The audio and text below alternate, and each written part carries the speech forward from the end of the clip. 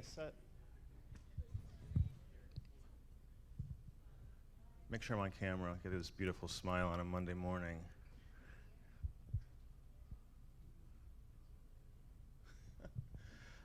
Once again, thanks for coming out to the second annual Creative Live APMA's educational conference panel series. We hope it's definitely more fun than straight up education. I think this panel definitely exemplifies that. We're endearingly calling it Jobs That Don't Suck. As you know, so many of us in this room, like we all want to have different kind of occupation, careers in this amazingly chaotic industry of music and entertainment. Unfortunately, we have the APMAs happening, lots of great talents coming in. So it was awesome to be able to cherry pick some of our favorites. Once again, in partnership with Creative Live, Finn McKenty is going to be moderating this panel. We have on this panel Christine Morales, the director of Publicity at Epitaph. Paris Visone, apparently you have to use your hand, because I still can't say it right, one of the most amazing photographers in this scene. Babs from Emo Night LA, one of the founders. They're absolutely destroying it right now. Like every city now, it seems, with more than 2,000 people has an emo night, and they're still on top of the stuff right now. And Steph Mirsky from Vans Warped Tour, kind of holding it all together year after year. Without these kind of people, this industry would not be as amazing as it all is. So I want to welcome them all out to the stage for the panel Jobs That Don't Suck.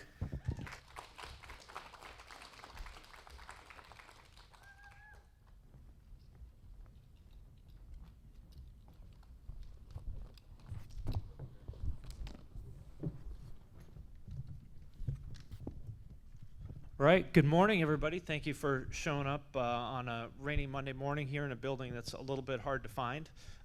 Like Derek said, the reason we're all here is because we're really excited and passionate about music and entertainment.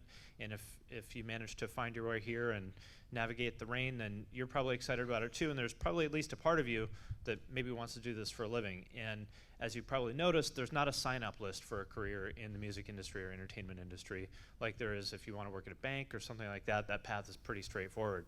If you want to work in this industry, not so straightforward. You really have to carve your own path, and that can be pretty intimidating and confusing, a lot of wrong turns along the way. So in my opinion, one of the best ways to figure that out is to follow in the footsteps of people before you who have done it successfully. So we brought these people together who have done that. We want to unpack their lives and kind of figure out how they charted their own path and ended up where they are, and hopefully distill that into some lessons for any of you that may want to do what they're doing. So could we just start by going down the line and have everybody introduce themselves, talk a little bit about who you are, what you do, and also how you ended up in the position you're at? Sure. I'm Steph Mirsky. I work for Kevin Lyman and for Feeney and Vans Warped Tour year-round. How did I get into it? It's been a long road, but this current job, I used to be at APA, which is an agency doing tour marketing, and I knew, Kevin and their whole crew from being out on Warped Tour and just being in the industry and meeting people along the way. And when their position opened up, I kind of reached out, and they thought I'd be a good fit, so they brought me and a few other people in for interviews, and it's kind of the story. Yeah, pretty simple. Hello, I'm Paris Visone. I'm a photographer, videographer, media, all of it. And right now I'm on the Warped Tour with Newfound Glory, but I tour with a bunch of bands all the time, mainly Limp Bizkit and Godsmack. So there's that. How did I get here? I don't know, to tell you the truth. Started small, worked my way up.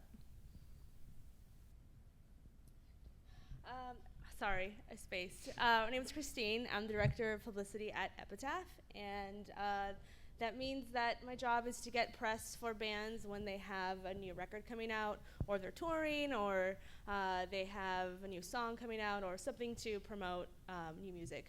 And I've been at Epitaph for 3 years, but I've been doing PR for about 10 total. So I've been in music since I was in college, and I started by interning, and I interned, and after I interned for about a year, I got hired and just kind of worked my way up, and now I'm here, and at Epitaph. Babs. One of my two jobs is being the founder of Emo Night LA, and I literally just made this job up. It started as a party at a 150-person bar, and we've now built it out into a touring event that is in 10 cities across the U.S. And I mean, it wasn't something that I woke up and just fell into my lap. I've been working in the music industry for about 8 years. So I think my experiences from different fields in the music industry have definitely prepared me to kind of build what we've built with Emo Night LA. So a common thread for all of you was starting small and turning that into something bigger. And I think the tough part for a lot of people is going from 0 to 1, that initial like getting your foot in the door piece. Can you each maybe share how that happened for you and like how you saw that opportunity and jumped on it, since I'm guessing nobody handed it to you? So my first thing was I loved photography, and I wanted to photograph bands, and it seemed like a low barrier to entry way of starting, only to realize that it's insanely competitive and there are people far better than me.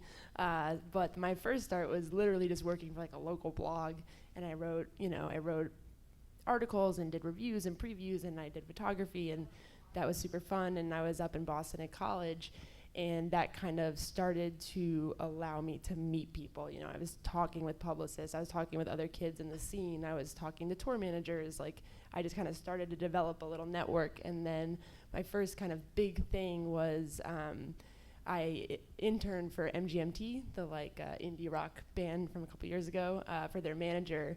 And I literally got the job because I went to business school at Boston University, and the manager was like, well, if you can do that and you're good enough at that, you could probably figure out anything I give you. So that was just, I'm sure there were other people that had more experience than me, but he thought because of my education, because of my background, I was worth taking a chance on, because if I could handle that, I could probably handle rolling calls or whatever kind of intern tasks he had for me. That's probably the only time in music that anybody cared about what school you went to. Yeah, literally. I'm probably the only person with that story. So, yeah. Honestly, I started when I was about 11 taking photos because I was watching TV with my mom, and we were watching E.T., the Entertainment Tonight, and Hanson was on. And I really got into Hanson, and I saw they were doing like a day in the life with Hanson. So I was like, this is cool, they're having a great time. And then they were doing a photo shoot, and they were having a really good time. So it was like, that's it, I did become a photographer so I can hang out with Hanson. So that's what I did. I didn't hang out with Hanson yet. I'm just, if anyone has an in, I need one. But yeah, I just started photographing everything everywhere. And started taking pictures of high school bands when I was in high school, and then eventually toured with, in a van with a smaller band, my boyfriend's band actually, my fiance. And I still photograph them to this day, because, you gotta stick with your roots. But yeah, I just started meeting people and working up, and, I think if you really love what you want to do and you don't try to go in trying to make money right away, that people notice that, and I think that's maybe why I'm here. Not sure yet.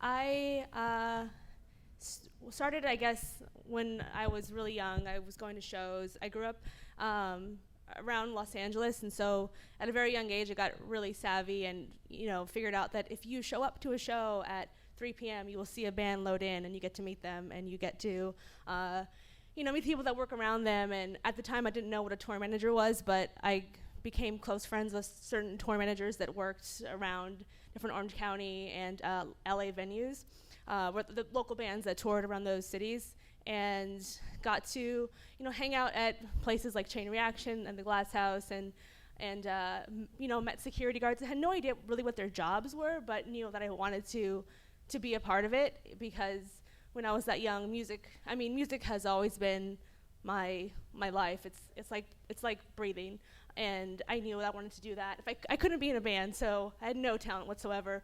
But working in the industry is like the other way to do it. And at the time, I learned about the internet and learned how to figure out who managed what band, and I knew who managed my favorite bands. I was a pretty at the time I thought it was pretty clever, but I was actually probably punishing these people and emailing them, being like, can I come to the show? And I'd email the local radio station, ask for tickets all the time, and I thought I was pretty cool, but I was probably a really annoying kid.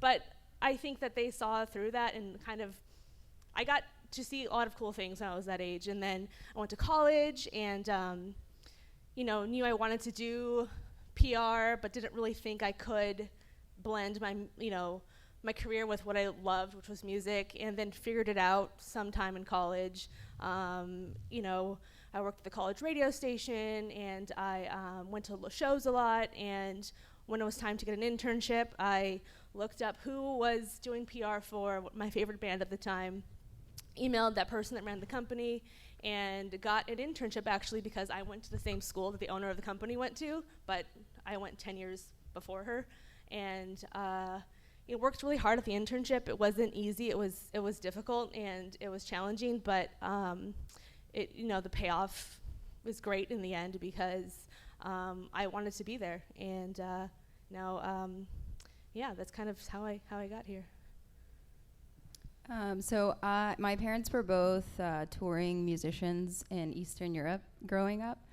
So I've been sort of immersed in that world. I mean, I would go to festivals when I was like 4. I don't know. It was weird thinking back, I guess. But I've always sort of been in music. And I think the first time I really dove into working in this industry was in high school. I was obsessed with this band, Fanfarlo. And so I just wanted to interview them. I emailed a bunch of blogs. And the first blog that, responded saying, yeah, sure, go interview them. I just went with that. So I guess it kind of came out of being a fan of music.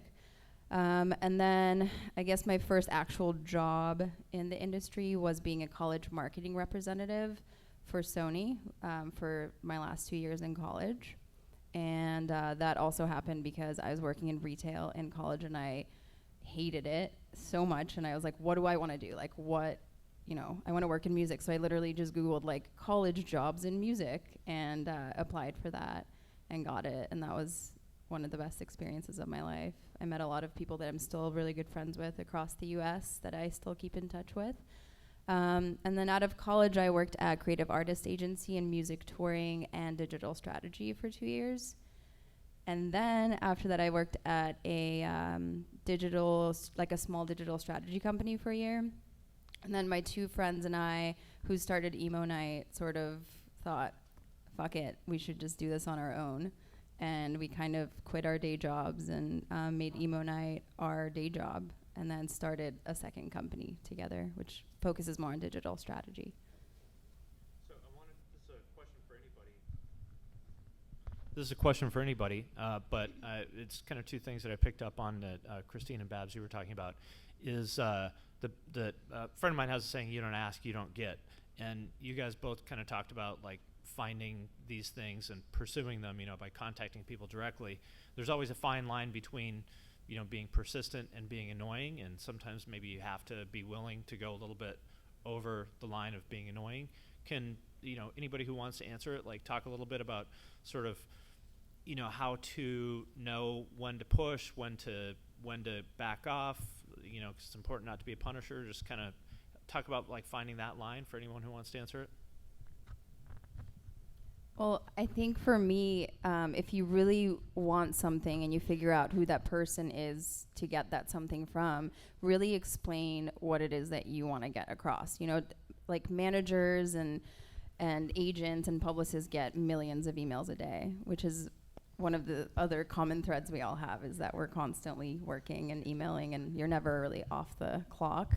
But you should really, be clear in what you want to do and how you want to do that when you're reaching out to, anyone. And then not just say like, yo, what's up? Like, I love Hanson, but explain what you want to do with that.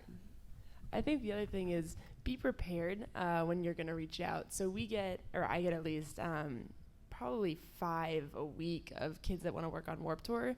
And so many times it's like no subject. And then in the body, it's like, hey, I want to work on Warped Tour with like no resume attached. And just like, I hate to say it, but like that goes in the delete folder because I can't, you didn't even try. So like, am I gonna go and go after you and try to help you when you didn't have the courtesy to tell me directly kind of what you were trying to do and have a resume ready and you know, everyone wants to work on Warped Tour, but what do you want to do on Warped Tour? There's so many things. Are you a production person? Are you a sound person? I think it's being ready to have those conversations and having your resume ready and having you don't have to have a like pinpoint idea of what you want to do. I've changed what I want to do in this industry 5 times, but I have had a common thread of, you know, sort of my direction I've headed. You know, if you want to do PR or marketing, you know, if you want to be a sound person, like nobody's going from a sound engineer to a publicist. That's very rare. So if you kind of have a ability to communicate that information, we can help you. It's kind of like a help us help you situation.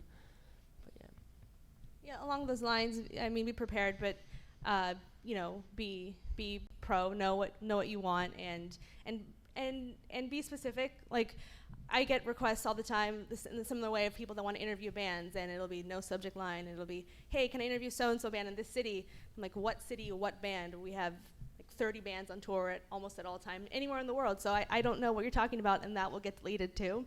But that's probably just a kid that wants to write, you know, a review for a blog or get, you know, his or her photography career going and shoot, you know, a couple of the bands. And I can't help them if they're not helpful. And unfortunately, I don't always have the time to answer all those emails because there's so many other things going on. And then sometimes when I don't, you know, respond to those messages, I get some, you know, a little bit angry. People are upset, and I don't have an answer for them. So be nice, like be courteous. The people are trying to help you. They want to help you, but be nice, because to people, you never know when you'll run into them again, and then it just becomes really awkward if you're, you know, aggressive towards someone later on. And the way to walk the line between persistent and, as we've all said, punishing, which if you don't know that word before now, you now have a very good definition of it. It's basically, I mean, my rule of thumb coming up was I reach out in my clear and concise way, and if I don't hear back within a week, I follow up. And then if I don't hear back from then, I wait, right? And then I think, you know, even now in my career, am I going to see this person at a show? Can I offer to take them out to lunch or buy them a drink or anything that's not just like, here, help me out? You know, I think there's sort of people that hit me up. There's some people that hit me up within 48 hours, and I'm like, I have 150 emails in my inbox anytime. Like, 48 hours is not enough time for me to follow up with you. So I think, you know, walking that line and trying to find a way that is offline. So many people just think, you know, with social media and email and all this, that they're going to get what they want. And sometimes the best way to get ahead is to be offline. And, you know, if you're, you know, a college kid and you're an intern somewhere, take the assistant out to lunch. Ask the assistant if you can buy them lunch, because those assistants 9 times out of 10 know when the next job opening's coming, because they're the ones that know who's leaving and who's moving around. Don't always go for like the president. They don't have time for that. Usually the assistants are the coordinators at these larger labels, and agencies have their ear to the ground. So, you know, buy them lunch. Anything you can do to like just get face-to-face with them will go much longer than any email that you follow up to 5 times in a row. Great insight. So the other thing I wanted to ask about was the tough parts of the job, since, you know, we all understand the fun parts, I think, which is to get to hang out with awesome people and work with bands that we think are cool. And I want to talk about this not because I want to say, oh, poor Steph, you know, this is so difficult, but I do want people to understand that, you know, it's not all fun, and that in many ways working in the industry is tougher than working, you know, at a bank or some of the other things you could be doing with yourself. So could you guys talk about kind of the challenges there, and in particular maybe anything that was tough that you weren't expecting? Yeah, well, first of all, boo-hoo, Steph. I mean, come on. No, I'm kidding. Yeah, I mean, gosh, like I said, I went to business school. If I wanted to go into finance, my life would be, you know, very different. I wouldn't be here on a panel with a magazine that I grew up reading and people that I've come to know and respect, but I'd probably be like hanging out on the Hamptons right now or something. But I think, you know, ultimately the hard things for me are, especially with touring, is being away from home, the long hours. But I don't know, you love it. You do it because you love it. If you're going into this industry for any reason other than you love and you live and you breathe and you need to have music, you're gonna never make it because the endless emails, they don't ever stop, but we do it because we think it's just the coolest thing in the world. Like, I'm happy to answer emails and take phone calls from managers at late hours because I'm working with bands that I grew up, loving, or people that I love and respect. So that's kind of the way I deal with the long hours and being away from home for 2 months effectually. Yeah, I think with these sort of jobs, your brain never turns off. I mean, you're constantly thinking of what you're going to do next, what's new, how you can, promote in certain ways. And just with me, like, being on tour, like, all the stage people, they do the show and then they get to hang out in the bus. But me, I always have to be, like, on point because what if someone's farting and I need to videotape it? You know what I mean? So it's just, it's a 24-hour thing because your brain's always going. So that's kind of the difference between, like, a normal job and then having something, like, that's creative, is that you're always going and you don't have time off. So it's kind of like, it's important to give yourself that, like, okay, I'm just going to watch a TV show for 10 hours today and just allow yourself to do that. So it's, it's a lot of work for your brain, but you have to sort of let yourself go once in a while. Same. I mean, the job never stops, and you're all, for me, I'm always on. There's always someone that's playing a show somewhere, and someone that needs something. And when I leave work at 6 p.m., if I'm lucky, sometimes it's later, I'm checking my email immediately. And it's important to turn off and to know, work-life balance is something to keep in mind. But after working in the industry for so long, some of your best friends are people that work in the industry, and it just becomes a very gray area. And when I first started in the music industry, it was very hard for me to understand that everyone seemed to know everyone, and I was like, how am I ever supposed to, make it here? Like, everyone seems to know everyone. But eventually, over time, I found my way. And if the long hours bother you, if you want a 9-to-5 job, don't work in the music industry because it's 24 hours. It's nothing. It's not a negative thing. It's nothing to complain about if you love it, because music has always been part of my life, but now it's also my job to do well, and for my artists, and for me specifically in my job, I work directly with a lot of bands that work really hard to do, to put out music and to tour. And if I'm not working as hard as they are, then I'm not doing my job correctly, because they put so much work into a record or into a tour or into something, and I owe it to them to work just as hard, because that's my job. I represent the artist, and once it becomes a negative thing, then it's not the job anymore. But after 10 years, it hasn't. So I think it's just part of working in music is working long hours, and it's important to find the balance, but it's very difficult too as well. And real quick, Christine made a pro move right before this panel. She took a phone call, like, literally before we walked on the stage. That's when we say 24/7. I mean, it's not a joke. That was very pro. Yeah, I think I agree with all of that. It's really, really hard to maintain a personal life when you're in this industry. It's like pretty much impossible.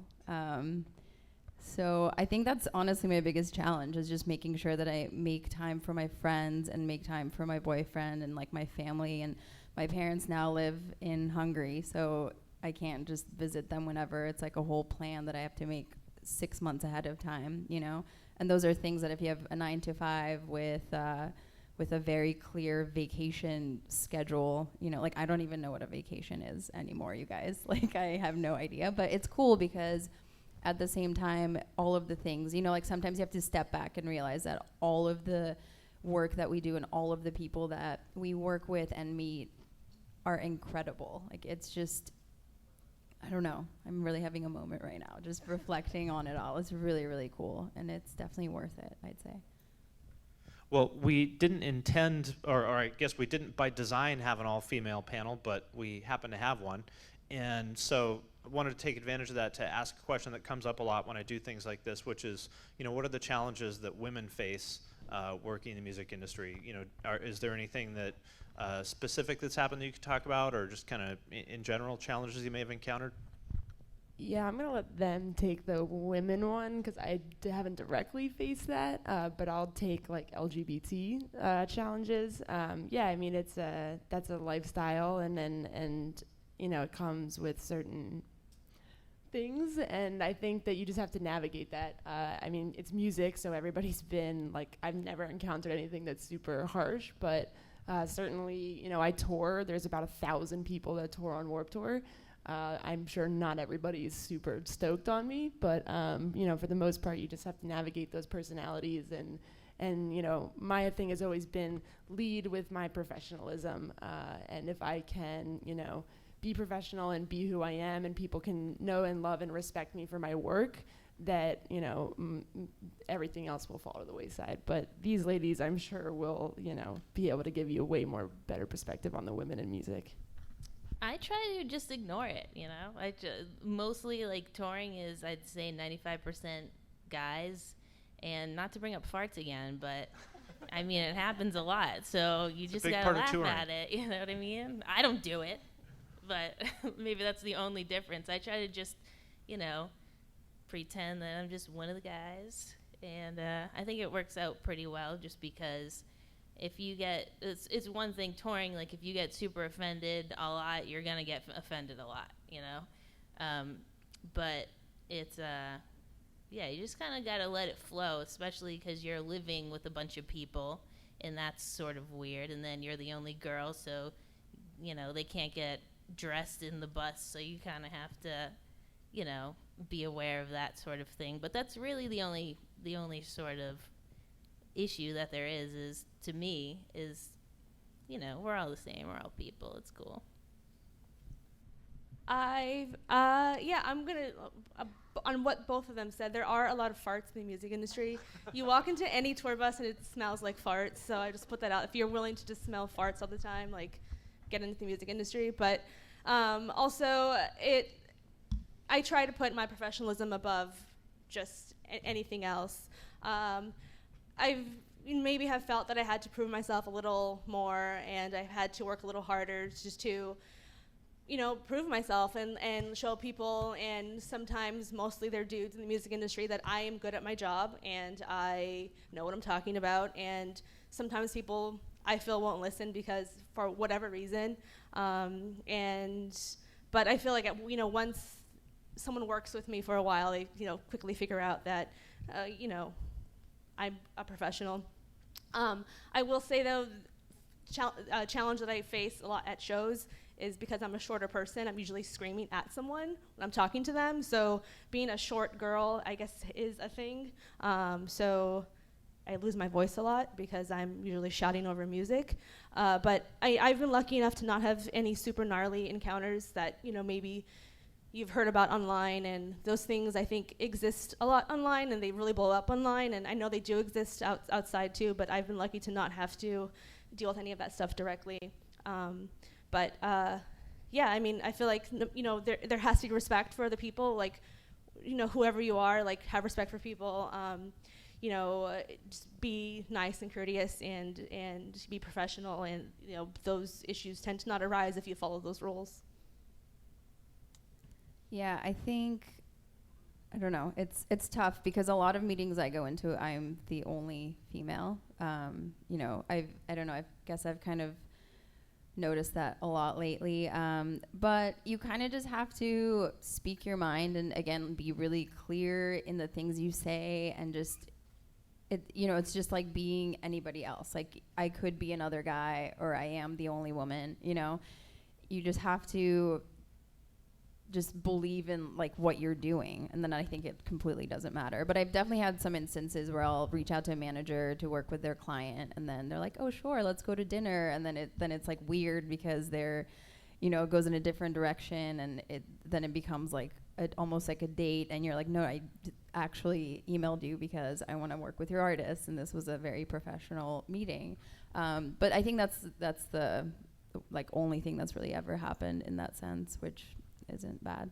There was, if any of you watched Scandal, which by the way is a great show, the dad gives this quote and he says, work twice as hard to expect half as much. And, you know, sometimes I feel like in the music industry in general, if you go in with that mentality, you'll be somewhat successful because it'll always incentivize you to keep working harder and keep challenging yourself. But for the women in the room, you will unfortunately face that mentality a lot, that you will have to work twice as hard to get half as much. But don't let it dissuade you. Just keep working and keep doing your thing. And as long as you know, like look at this. This is awesome. That's all I have to say. They're amazing humans. There is sometimes where it works in your favor, and you kind of got to just let it go. Because I'll take that any day. Yes, I make the bus smell a little bit better. You know, maybe they want me around because of that a little bit more than some big dude that also farts. So there's also some good things. All right. Well, another theme that's kind of come up a lot that maybe people don't talk about as much as I think they should is the importance of people skills. So you guys all deal with people for a living, even though you are publicists or photographers or promoters or whatever. Like at the core of it, what you do is communicate with people all day, every day, and try to convince them to do what you want them to do. Can you talk about, in general, how important people skills are and like any specific skills or traits that people should try to develop if they want to work in the industry? Sure, yeah. I mean, first of all, I live and breathe in Excel and Google Docs, so my people skills were not great coming into the music industry. But yeah, I mean, it's something that you have to navigate. I'm a relatively shy person, mostly because I don't know how, like I said, how people are going to approach me or interact with me. And so I have to figure that out, as each person I meet. But ultimately, I had to find a way to get out of Excel and email and existing in a world where there were numbers and things made sense and sort of come in and know how to hang out at a show. And the way I sort of navigated that was saying, okay, if everybody knows my work, right? So if you hear my name and everyone says, oh, I know Steph, whenever I work with her, she's on it. Like she always gets me what I need or her stuff is always correct. Then when you're at shows and people are like, oh, this is Steph, you should meet her because like she's awesome and she works with blah, blah, blah, blah, blah. That's helpful, right? So I always lead with my work and then I kind of backwardsly let all the other people do my social stuff, like my social skills for me, which took a very long, it took me like 4 years to sort of craft that because I used to just go to shows and like hang out and like stand towards the back because I was like not cool. But yeah, I think you just got to find your way. Like if you're a shy person, tell like your coworker, your buddy, just be like, I'm shy and can I hang with you all night? Which a couple of when I started out at Hopeless, a couple of my friends would do. They would say like, yeah, like hang with us and we'll introduce you to everybody because they knew I was shy. So I think if you find like a little ally and you find your way to navigate it, you're gonna be okay because it's not all people skills. Like you still have to be good at your job. Like you can't just. I think that's a really good point. Like I'm kind of an introvert and I am like an Excel person too. I'm a very good operator, not super big on talking to strangers. So I always try to pair myself with people like our mutual friends who are great at that. So like the way I put it is like, you kill it, I cook it. Yeah, there you go. I think positivity is like a really important thing. If you're just smiling all the time and having a good time, people want to be around you and they're going to want to work with you. And it's just, I think that is like huge. I'm going to stop there.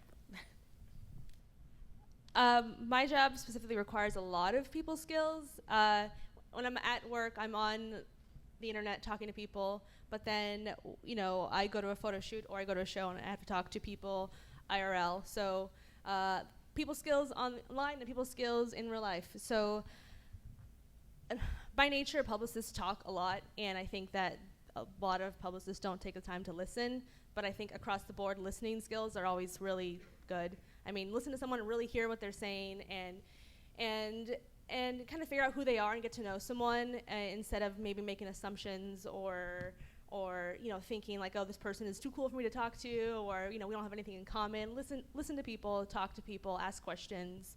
And I think if you're a shy person and you don't have anything to say, just ask a question. People love talking about themselves, so that's a great way to just sort of break through the shyness. Just ask questions and then listen.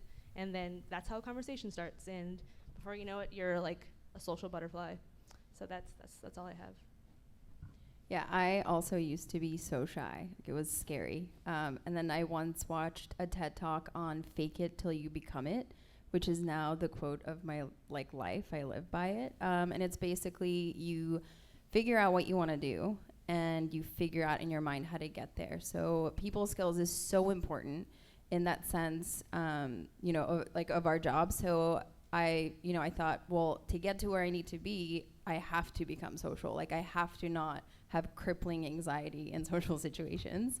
So I just kind of taught myself to, let's say, I'm going out to an event tonight. I'm going to talk to 5 people. Like, that would be my goal for the night. And then I would do that. And the first, year of doing that, it was really, really hard because you're going up to strangers and you don't know what to say or what they're going to say back. You're super self-conscious. But eventually, once you do that a lot, it just becomes super natural, and it helps a lot. So I think there's that. And then the second part of it is because we're so overwhelmed with getting a million emails and talking to people all day, it becomes really easy to just be kind of short with people, to just reply to an email like, yeah, because you have to do so much of it. But I think it really goes a long way to kind of take a minute and say, yeah, also, like, how was, this show that you worked on last week? And just kind of always be really personable and be really kind with everybody that you interact with.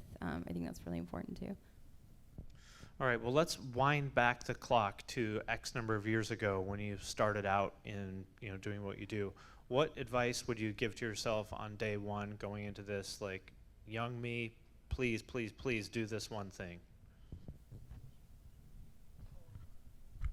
Take care of yourself. Yeah. What does that mean? Just make time for yourself, for your physical health, for your mental health. Just make that time.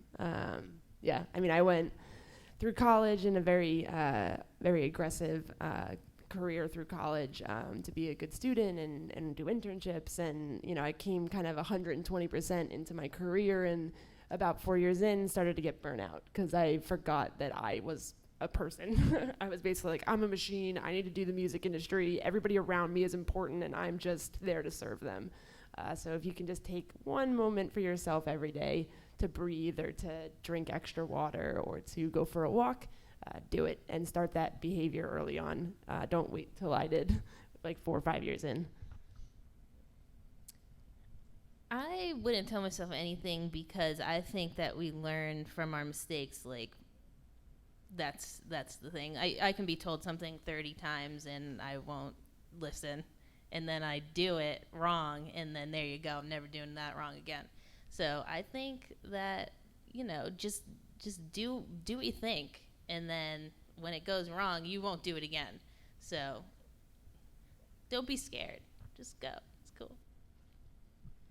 I remember my first day of my first internship very vividly. I was sitting on a floor in someone's office putting together 300-piece mailing back when mailings were a thing. We'd mail CDs to people, and I went home with glue and like paper cuts everywhere, and I was full of dirt because I was sitting on the floor and no one talked to me, and that was my first day. And I remember going home and I was really stoked because they gave me like 30 free CDs. I was like, cool, I have new music.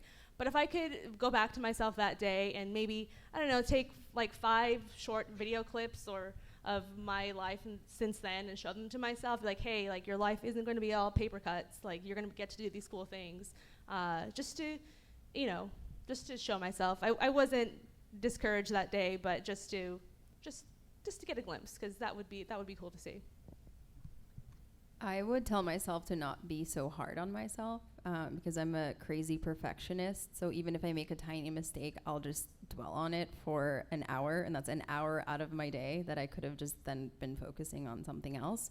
But right out of college, I got a temp job at a publishing company, and day 2, I sent out an email for my boss where I CC'd everyone instead of BCCing them.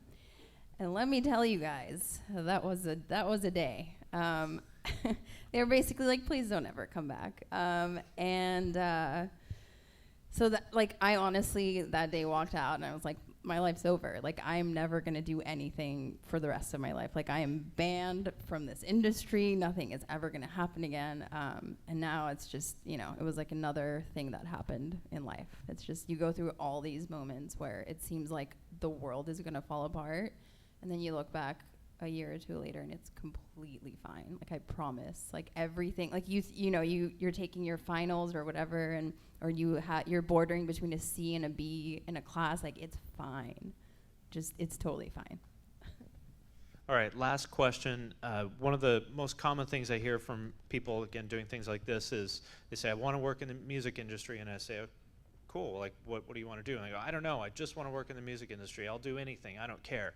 And to your point earlier, that's a tough ask for people, because you're kind of asking them, find a place for me, and that's creating work for them. They're probably not going to find a place for somebody they don't know. So for somebody out there who is like really passionate about working in the music industry but kind of doesn't have an idea of where they fit, how can they help find that niche for themselves and at least start somewhere with a more specific ask? Like, how can you at least chart a initial course where you can make a specific ask of someone and then maybe figure your path out later? Yeah, I mean, first, internships. Doing internships is amazing to figure out what you do and what you don't like. But even just that ask, follow whatever you're trained in or inclined to do. So I went to school for business, and like I had the MGMT story, but then my second internship, I was in EMI's accounting department in LA when EMI defaulted on like billions of dollars of debt. And so I was like selected for that internship because I was at business school and it was a foot in the door. Like, I probably wasn't gonna be able to go do like the cool marketing thing or like the cool, I don't know, A&R thing, but you know, for me it was like, oh, this is very clear cut. Like, this is a very simple way to just get my foot in the door. And then from there I've slowly kind of moved along the path. But I think that's that's literally the best thing you could do. If you're going to school for marketing or digital or whatever, just try to focus in the best you can. And even the more information you can give to someone like us, like, hey, I want to do marketing, that's great. That's better than like, I have no idea. Because when someone comes up to me and says, I want to do anything, to me that says you haven't even thought about it. Like, you just have this inclination, but you haven't taken it upon yourself to say, what are my skill sets, what is my background, and where can that translate to? So the more you can do of that, better off you'll be. Yeah, I think it starts with, you know, what you're passionate about. That's always like a hard question for me to answer, because I don't know what you want to do. You know what I mean? I think you just have to go with what you love. Like, if you love sitting and watching movies, maybe you need to be a movie reviewer or something, you know what I mean? But I think, yeah, it's definitely like a soul-searching sort of thing before you can ask someone else what you should be doing, rather than, you know, asking yourself. I would say try different things. You know, when you're in college or, you know, really young, you have the luxury of just trying different things. You know, do an internship where you're doing marketing for, you know, a summer, and then maybe jump to doing, I don't know, working in social media, and just try and see what you like and what you don't like, and ask the people that work those jobs a lot of questions, and, you know, ask what their daily life is like. And just, you know, try things. You know, I would also agree and say start like with maybe what you know. If you're studying something specific, then maybe try and get an internship in that. But, you know, if you are studying marketing and you want to try photography, like, sure, try it. Like, you know, the possibilities are endless. But as long as you're passionate and you find something, you might find a hidden talent that you didn't know you had, and it ends up being successful for you. I would say find the one person that you want to be like. So if, you know, there is, you know, somebody who works at a label that you have been following, that, you know, you want to end up having their job, find that person and figure out how they got there. You know, whether it's emailing them and asking to get a cup of coffee, or kind of just, you know, I think it's also the age of the internet. You could kind of research what they did to get there. But, you know, that also might not work. Like, you might get an internship at a label and you think, oh, this is what I want to do. And you realize, this isn't really for me. So, you know, getting internships in different fields kind of also helps you figure out what it is that you want to do in the long run. Cool. Well, we're about out of time, but thank you guys all for taking time out of your day to do this. I thought it was really insightful and an interesting, fun conversation. Hopefully you guys all felt the same. Thanks to Derek and the folks at AP for curating such a great panel, and we'll see you guys later in the day. Thanks. Thank you. Thank you.